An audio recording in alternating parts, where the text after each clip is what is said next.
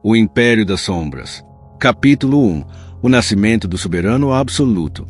A noite em Caracas parecia respirar medo. Nuvens densas encobriam a lua enquanto sirenes ecoavam distantes como lamentos metálicos de uma cidade ferida. Foi naquela mesma cidade que nasceu Maximiliano Duarte, um homem destinado a se tornar mais do que governante, destinado a se tornar um mito sombrio. Diziam que, ainda jovem, seus olhos já possuíam algo inquietante, um brilho frio que não refletia emoção, apenas cálculo. Décadas depois, esse olhar governaria uma nação inteira. Quando finalmente assumiu o poder, não houve tiros nem revoluções visíveis, apenas decretos, reformas, mudanças sutis que lentamente transformaram o país numa fortaleza política. Um tribunal dissolvido aqui, um general substituído ali, um jornalista silenciado numa madrugada silenciosa. Em poucos anos, o Estado deixou de existir como instituição e passou a existir como extensão da vontade dele. O Palácio Presidencial tornou-se um labirinto de mármore, aço e vigilância constante. Câmeras em cada corredor, sensores nas paredes, guardas silenciosos como estátuas vivas. Mas o verdadeiro poder não estava nos corredores, estava nas sombras invisíveis que se moviam além deles. Porque Duarte não governava apenas um país. Ele governava um sistema. Fogo capítulo 2. Os herdeiros do trono oculto. Ninguém governava sozinho. Duarte possuía algo mais perigoso que aliados. Possuía herdeiros. Seus 3 filhos eram mais do que descendentes. Eram peças de um mecanismo colossal. Alejandro, o estrategista. Valentina, a mente matemática. Esteban, o operador silencioso. Juntos, eram conhecidos nos círculos secretos como a Tríade. Alejandro controlava contratos internacionais e negociações que jamais apareciam em registros públicos. Valentina manipulava fluxos digitais de riqueza como se fossem linhas de código invisíveis, apagando rastros, criando identidades financeiras falsas, dissolvendo milhões em segundos. Esteban cuidava da logística, coordenando transportes que cruzavam oceanos desertos sem jamais serem interceptados. Rumores afirmavam que, somando todos os cofres secretos, contas ocultas, ativos espalhados pelo mundo, a fortuna deles ultrapassava 6 bilhões de dólares. Mas não era o valor que assustava investigadores internacionais, era a precisão com que cada centavo era escondido. Eles não apenas acumulavam riqueza, eles dominavam o sistema que cria riqueza. Fogo capítulo 3. O mapa invisível do poder. Em uma sala subterrânea localizada abaixo do palácio, existia uma mesa circular iluminada por um único feixe de luz branca. Sobre ela, hologramas projetavam mapas do mundo com linhas luminosas cruzando continentes, oceanos e fronteiras. Cada linha representava uma rota. Cada rota representava influência. Cada influência representava controle. Duarte observava o mapa como um maestro observando sua orquestra. O mundo acredita que governa a si mesmo, disse-lhe certa vez, a voz calma e profunda. Mas todos obedecem a alguém. A diferença é que poucos sabem quem. Seus filhos assistiam em silêncio. Naquele momento, o planeta inteiro parecia um tabuleiro, e ele movia as peças. Fogo capítulo 4. A primeira fissura. Toda fortaleza possui rachaduras invisíveis. A de Duarte surgiu na forma de um vazamento de dados. Em uma madrugada silenciosa, arquivos criptografados começaram a aparecer em servidores internacionais. Planilhas, gravações, contratos, registros financeiros. Cada documento revelava fragmentos de um sistema gigantesco operando fora de qualquer lei global. Agências de inteligência ao redor do mundo despertaram ao mesmo tempo. Analistas passaram noites sem dormir analisando números impossíveis, rotas impossíveis, operações impossíveis. O impossível estava acontecendo. Alguém estava expondo o império. Dentro do palácio, Duarte recebeu a notícia sem alterar a expressão. Mas sua mão apertou lentamente o braço da cadeira de ferro negro onde se sentava. Encontrem quem fez isso, ordenou. Sua voz não era alta. Era pior. Era calma. Fogo capítulo 5. O cerco. Satélites começaram a vigiar fronteiras. Bancos iniciaram auditorias silenciosas. Diplomatas convocaram reuniões emergenciais. O mundo, que antes temia Duarte, agora começava a estudá-lo. E o estudo leva ao entendimento. E o entendimento leva à queda. Os filhos perceberam primeiro. Alejandro notou contas sendo observadas. Valentina detectou tentativas de rastreamento digital. Esteban identificou navios sendo monitorados. O Império ainda estava intacto, mas estava cercado. Fogo capítulo 6. O dia em que o mundo respondeu. O ataque não veio com bombas. Veio com silêncio. Em uma única manhã, dezenas de sistemas financeiros congelaram ativos ligados à rede secreta. Rotas foram bloqueadas. Contas desapareceram. Empresas deixaram de existir digitalmente. Era como se alguém tivesse apagado partes inteiras do Império com um único comando. Duarte caminhou até a varanda do palácio e observou a cidade abaixo. Pela primeira vez em décadas, sirenes não soavam por ordem dele. Soavam contra ele. Lá embaixo, multidões se reuniam. Vozes cresciam. Murmúrios se transformavam em gritos. O Império ainda não havia caído, mas o mundo havia acordado. E quando o mundo acorda, impérios tremem. Parte 2. A Guerra Invisível. O mundo nunca viu o primeiro disparo. Não houve explosões, não houve sirenes, não houve aviões cruzando os céus.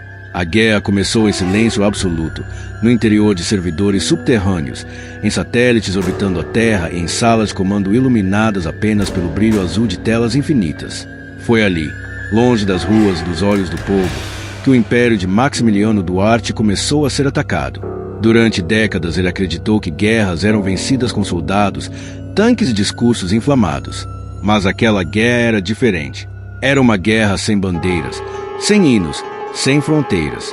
Uma guerra onde armas eram algoritmos, batalhas eram travadas em microsegundos. Naquela madrugada, técnicos do palácio perceberam algo estranho. Um sistema travou, depois outro. Em seguida, redes internas começaram a apresentar falhas intermitentes. Pequenos erros, nada alarmante.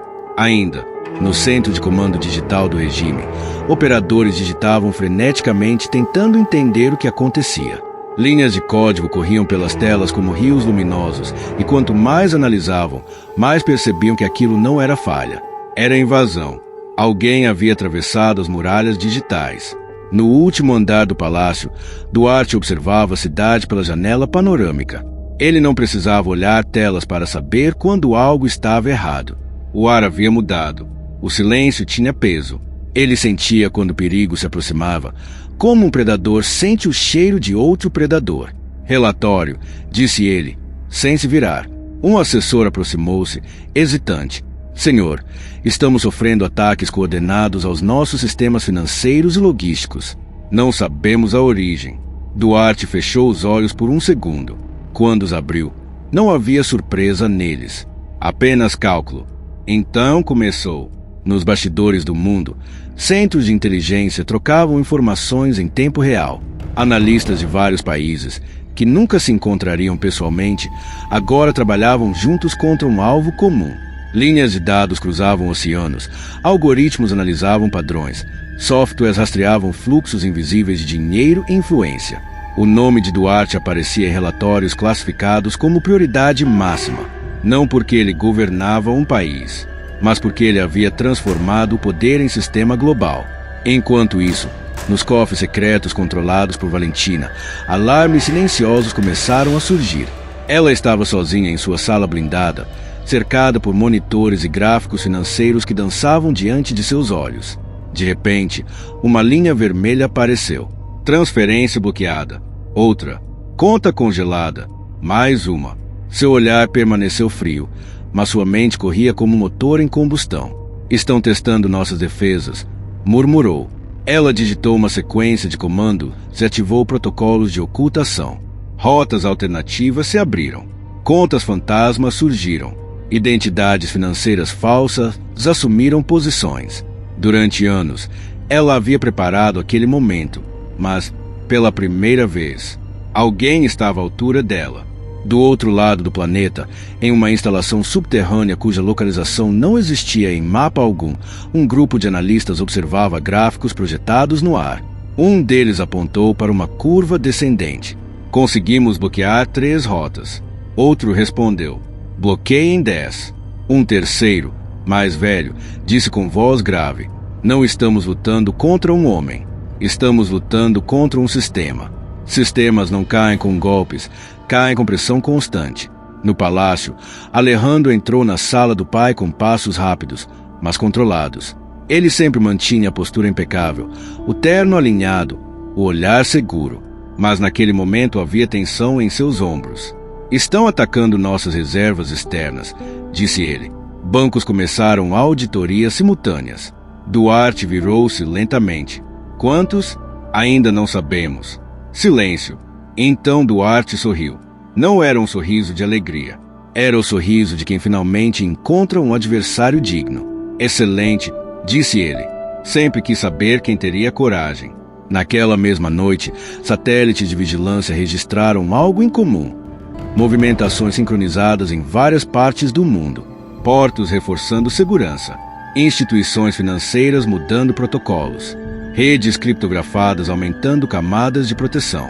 Era como se o planeta inteiro estivesse prendendo a respiração. Por que estava? A guerra invisível não era feita de tiros. Era feita de espera. Horas depois, Esteban surgiu no centro de comando logístico. Perdemos 3 rotas marítimas, informou. Valentina respondeu sem tirar os olhos das telas. Eu já criei outras 5. Alejandro cruzou os braços. Eles estão aprendendo rápido. Ela respondeu. Então teremos que aprender mais rápido ainda. No alto do palácio, Duarte caminhava sozinho por um corredor escuro. Seus passos ecoavam no mármore como batidas de relógio.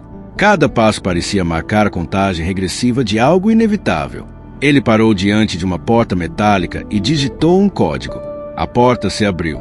Dentro havia apenas uma cadeira e um mapa do mundo projetado na parede. As linhas de influência ainda estavam lá, mas algumas estavam piscando, desaparecendo. Ele observou aquilo por longos segundos. E então disse, para ninguém. Finalmente, lá fora, o vento aumentou. Nuvens cobriram a lua. E em algum lugar distante, escondido atrás de telas e códigos, alguém observava Duarte, estudando, calculando, esperando, porque a primeira regra da guerra invisível é que o primeiro ataque nunca é o verdadeiro. O verdadeiro é o próximo. Parte 3. A traição interna. O primeiro sinal não foi um grito, nem uma explosão, nem uma notícia urgente atravessando as telas do mundo. Foi algo menor, quase invisível. Um detalhe perdido entre milhões de dados. Um número fora do padrão. Uma assinatura digital que não correspondia a nenhuma das identidades autorizadas. Um fragmento microscópico de erro dentro de um sistema que havia sido projetado para jamais falhar. Dentro do núcleo de vigilância do Império, algoritmos rodavam sem descanso, analisando cada informação que entrava e saía das redes do regime. E foi um deles, silencioso e incansável, que detectou a anomalia. Um acesso interno, autorizado, mas impossível. No subsolo do palácio, onde o ar era frio e o silêncio parecia pressionar os ouvidos, técnicos começaram a revisar logs de segurança. Linhas infinitas de códigos deslizavam pelas telas, enquanto dedos nervosos digitavam comandos tentando rastrear a origem daquele acesso fantasma. O resultado surgiu poucos minutos depois. Origem, setor interno, nível, confidencial, permissão, elite governamental. Um dos técnicos engoliu seco. Senhor, alguém de dentro abriu a porta. No último andar, Maximiliano Duarte estava imóvel diante do mapa holográfico do mundo quando recebeu a notícia. O assessor terminou o relatório com a voz trêmula e aguardou a reação. Silêncio, longo, pesado.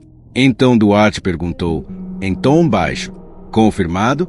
Sim, senhor. Outro silêncio. Duarte não se irritou, não gritou, não ameaçou. Ele apenas inclinou a cabeça levemente, como se estivesse ouvindo algo distante que ninguém mais conseguia perceber. Tragam todos, disse. Minutos depois, Alejandro, Valentina e Esteban estavam diante dele. Os 3 herdeiros do Império. A tríade. O núcleo intocável do sistema. A sala estava mergulhada numa penumbra controlada. Apenas a luz fria do mapa mundial iluminava parcialmente os rostos deles. Há um traidor, disse Duarte. Nenhum dos 3 reagiu. Não havia surpresa. Havia cálculo. Alejandro foi o primeiro a falar. Dentro do governo, mais perto, respondeu Duarte. Valentina estreitou os olhos. Dentro do círculo, mais perto. Silêncio. Esteban falou. Família. Duarte não respondeu, mas também não negou. Do outro lado do planeta, em uma instalação escondida sob camadas de concreto e aço, um homem observava uma tela repleta de dados venezuelanos interceptados. Seu codinome era apenas um número, 0117. Ninguém sabia seu nome real. Ninguém sabia seu rosto. Mas ele sabia tudo sobre Duarte. Sabia horários, rotinas, protocolos, vozes, senhas, arquitetura do palácio, sequência de comandos de segurança, rotas secretas, cofres ocultos, informações que só alguém de dentro poderia possuir. Ele digitou uma linha curta. Transmissão parcial enviada. Na tela surgiu. Pacote 7 entregue. Ele respirou fundo. Agora ele vai começar a desconfiar, murmurou. No palácio, Duarte caminhava lentamente ao redor dos filhos. Seus passos eram lentos, quase meditativos, mas cada movimento carregava uma tensão invisível. Traidores não surgem do nada, disse ele. Eles crescem dentro do sistema. Ele parou atrás de Alejandro. Às vezes crescem dentro da própria confiança. Alejandro permaneceu imóvel. Duarte continuou andando. Parou atrás de Valentina. Às vezes dentro da própria inteligência. Ela não piscou. Ele então parou diante de Esteban. E às vezes dentro da própria lealdade. Esteban sustentou o olhar do pai. O ar parecia mais pesado, mais denso, mais perigoso. Subitamente, alarmes silenciosos surgiram nos painéis da sala. Valentina virou-se. Tentativa de extração de dados. Alejandro falou. Origem, ela analisou.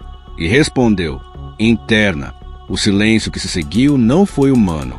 Foi predatório. Duarte sorriu lentamente. Ele ainda está aqui. No subterrâneo, agentes começaram a vasculhar setores restritos. Portas foram trancadas. Elevadores bloqueados. Comunicações suspensas. O palácio, que antes parecia uma fortaleza invulnerável, agora parecia um organismo atacando a si mesmo. Cada guarda desconfiava do outro. Cada técnico observava o colega. Cada oficial suspeitava do próprio superior. Era o efeito perfeito. Não havia arma mais poderosa que a dúvida. Em sua base secreta, 017 observava câmeras internas do palácio sendo desligadas uma a uma. Ele sorriu. Começou. De volta ao topo da torre, Duarte aproximou-se da janela. Lá embaixo, a cidade continuava viva, ignorando que dentro do palácio uma guerra silenciosa havia começado. Ele falou, quase em sussurro.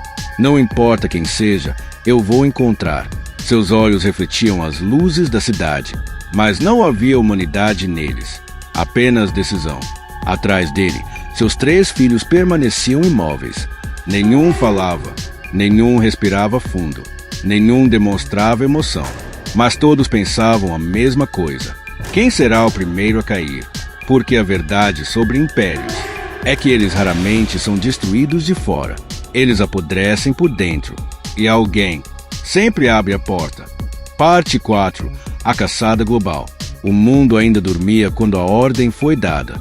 Não houve anúncio oficial. Nenhum pronunciamento. Nenhuma bandeira foi levantada. Apenas um comando silencioso enviado através de canais criptografados que não existiam em registro algum. Um único pacote de dados saiu do palácio e se dividiu em centenas de fragmentos digitais, viajando pela rede global como partículas invisíveis de uma tempestade que ninguém podia ver. Dentro daquele comando havia apenas 2 palavras. Localizem-no. Naquele instante, a maior caçada humana já iniciada sem guerra declarada começou. No topo da torre presidencial, Maximiliano Duarte permanecia imóvel diante do mapa holográfico. As linhas luminosas que representavam rotas de influência ainda cruzavam continentes, mas agora novos pontos piscavam em vermelho. Eram marcadores de busca. Cada um representava uma célula de agentes ativada. Mercenários adormecidos em capitais europeias. Informantes infiltrados em bancos asiáticos. Observadores posicionados em portos africanos.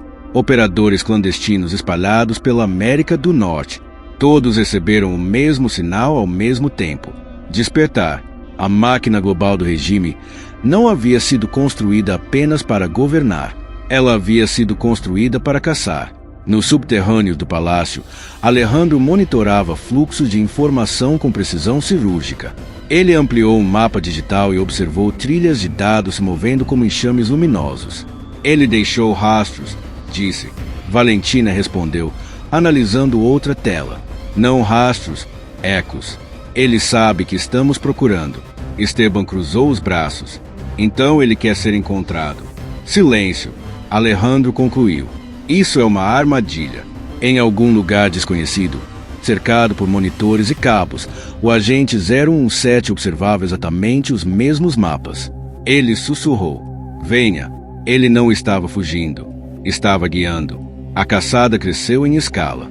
Aeroportos começaram a registrar passageiros com algoritmos secretos. Satélites ajustaram órbitas para capturar imagens mais detalhadas. Sistemas de reconhecimento facial foram ativados em cidades inteiras. Bancos monitoraram qualquer transação fora do padrão. Governos pensavam estar apenas reforçando segurança interna. Não sabiam que estavam participando de algo maior. Duarte havia transformado o planeta inteiro em um radar vivo. No palácio, generais aguardavam ordens em silêncio absoluto. Nenhum ousava falar. Nenhum ousava sequer respirar fundo. Quando Duarte finalmente se virou para eles, a atmosfera pareceu cair vários graus. Quero olhos em tudo, disse ele. Portos, fronteiras, redes, céus, satélites. Quero saber quando ele pisar em qualquer lugar do mundo. Um general perguntou, morto ou vivo? Duarte respondeu sem hesitar. Consciente, o general franziu a testa. Senhor, quero que ele entenda que perdeu, disse Duarte calmamente. Horas depois, relatórios começaram a chegar.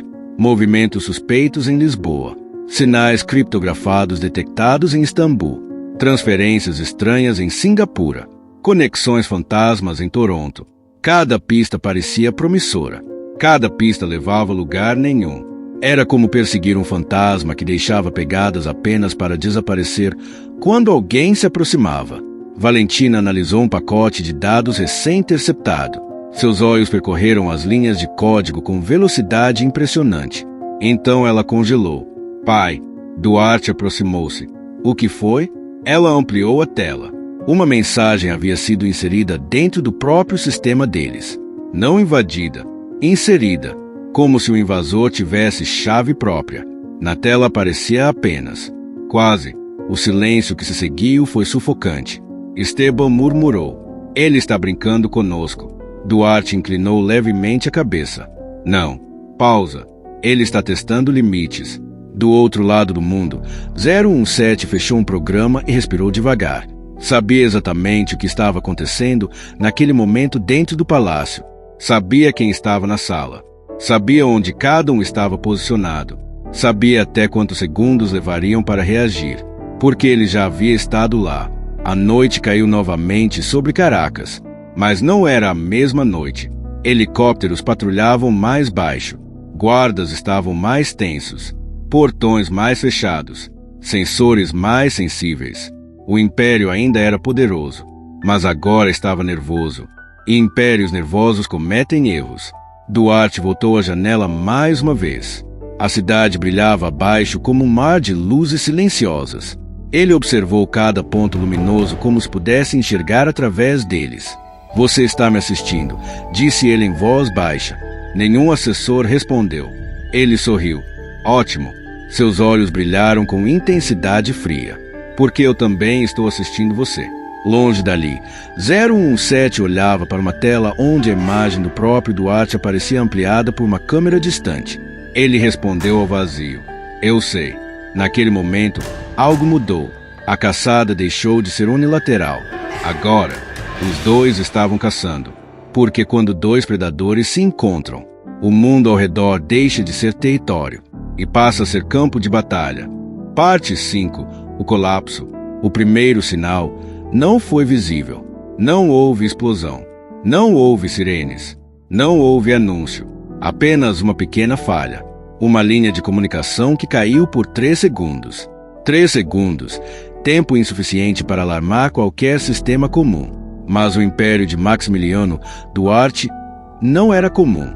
Era uma máquina construída para perceber o invisível, para detectar o impossível, para reagir antes que ameaças existissem. E ainda assim, falhou. No centro de controle do palácio, um operador franziu a testa ao ver um ponto cinza piscando em sua tela. Ele digitou comandos, recalculou rotas de sinal, reiniciou protocolos. O ponto desapareceu. Ele respirou aliviado. Não deveria. Em outro continente, uma central bancária registrou uma inconsistência microscópica. Um valor decimal deslocado. 1 centavo fora do lugar. O sistema corrigiu automaticamente, mas o log registrou. E aquele log foi copiado. No Oceano Índico, um cargueiro mudou de rota por 0,7 grau. O capitão achou que fora o vento. Não foi. No espaço, um satélite ajustou sua lente em milésimos. Eventos isolados, pequenos, irrelevantes, separados, inofensivos, mas juntos, formavam um padrão. Dentro de uma sala escura iluminada apenas por telas, o agente 017 observava tudo em silêncio. Seus olhos percorriam gráficos que mais pareciam constelações digitais. Cada ponto representava uma alteração mínima no sistema global controlado por Duarte. Ele sussurrou, agora, e pressionou Enter. No mesmo instante, em várias partes do mundo, sistemas começaram a responder a comandos que nunca haviam recebido antes. Contas ocultas travaram. Rotas logísticas entraram em espera. Servidores espelhos se desconectaram. Protocolos secretos iniciaram sequências de erro. Nada explodia. Nada travava completamente. Mas tudo hesitava. No palácio, Valentina foi a primeira a perceber. Isso não é falha, disse. Alejandro aproximou-se. Então o que é? Ela ampliou gráficos. Linhas perfeitas haviam se tornado irregulares. Fluxos contínuos agora pulsavam como batimentos cardíacos instáveis. Alguém está desacelerando o sistema. Esteban falou. Não é ataque. Ataques são violentos. Ela assentiu. Isso é infiltração. Silêncio. Todos entenderam. Aquilo era pior. No topo da torre, Duarte permanecia parado diante do mapa holográfico. Uma linha luminosa desapareceu. Depois outra. Depois outra. Ele observou sem mover um músculo. Seus olhos não demonstravam medo. Demonstravam fascínio. Extraordinário, murmurou. Nos bastidores globais, analistas começaram a perceber algo impossível. Estruturas que pareciam indestrutíveis estavam ficando lentas. Sistemas antes instantâneos agora demoravam. Processos automáticos exigiam confirmações. Redes autônomas solicitavam autorização humana. O império não estava sendo destruído. Estava sendo enfraquecido. Cirurgicamente. No esconderijo, 017 acompanhava cada reação em tempo real. Ele não parecia apressado. Não parecia tenso. Apenas atento. Um cronômetro rodava na tela. 0 hora 12 minutos 44 segundos. 0 hora 12 minutos 45 segundos. 0 hora 12 minutos 46 segundos. Ele esperava, porque sabia que o verdadeiro colapso não acontece quando algo quebra. Acontece quando algo que sempre funcionou para. Subitamente, um alerta vermelho surgiu no painel central do palácio. Valentina congelou. Não. Alejandro virou-se. O quê? Ela ampliou. Era um relatório automático de integridade estrutural do sistema financeiro oculto. Status: instável. Esteban falou. Isso nunca apareceu antes. Valentina respondeu em voz baixa. Por que nunca aconteceu antes? Guardas começaram a se mover mais rápido nos corredores. Técnicos falavam ao mesmo tempo. Generais exigiam relatórios. Comunicadores chiavam com transmissões simultâneas. A ordem invisível que sustentava o império começava a tremer. Não havia explosões, mas havia algo mais perigoso. Incerteza. Duarte finalmente se virou do mapa. Ele quer que eu veja, disse. Ninguém respondeu. Ele caminhou lentamente até a mesa de comando e tocou um painel. Dados surgiram diante dele. Milhões, talvez bilhões. Ele analisou por segundos. Então sorriu. Não era um sorriso de derrota. Era o sorriso de quem reconhece genialidade. Você não está tentando me derrubar, murmurou. Pausa. Está me desmontando. Do outro lado do mundo, 017 observava a reação em uma transmissão silenciosa. Ele respondeu: exato. Então o cronômetro chegou a 0 hora. Um novo comando foi executado. Em dezenas de países, sistemas registraram simultaneamente o mesmo evento. Revelação de arquivos. Dossiês criptografados começaram a surgir em servidores jornalísticos, agências investigativas e instituições internacionais. Registros antigos, contratos enterrados, rotas ocultas, estruturas inteiras que jamais deveriam ser vistas. O mundo começou a olhar, e quando o mundo olha, impérios não conseguem se esconder. No palácio, alarmes dispararam. Valentina sussurrou. Ele abriu tudo. Alejandro deu um passo atrás. Esteban fechou os punhos. Pela primeira vez, eles pareciam humanos. Duarte observou os alertas sem pressa. Então disse calmamente: finalmente, silêncio. Agora começa a verdadeira guerra. Porque até aquele momento, tudo havia sido apenas o prólogo. Longe dali, 017 desligou um monitor. Depois outro. Depois outro. A sala ficou quase escura. Ele murmurou. Seu movimento. O mundo inteiro prendia a respiração.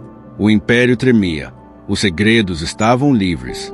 E o colapso havia começado. Final. A queda do imperador. O céu estava vermelho. Não por causa do pôr do sol, mas porque a cidade inteira ardia em tensão. Helicópteros cruzavam o ar como aves de guerra. Sirenes ecoavam pelas avenidas. Tropas cercavam o palácio presidencial, formando um anel de aço impossível de atravessar.